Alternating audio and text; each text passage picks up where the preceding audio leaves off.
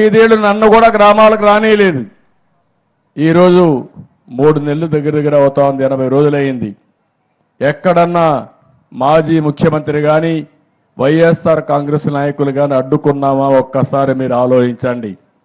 నేను ఒకటే ఆలోచిస్తున్నాను, ఇలాంటి వ్యక్తులు ఈ సమాజానికి చేటు అయినా కూడా ఆ ఉద్యమం మీ దగ్గర నుంచి రావాలి.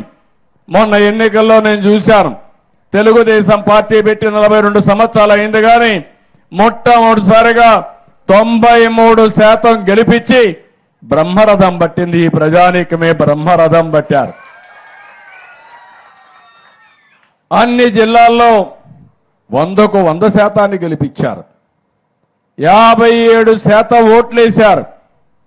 అంటే అవతల పాలన ఎంత మీకు బాధ కలిగించిందో, ఎన్ని అసౌకర్యాలు కలిగి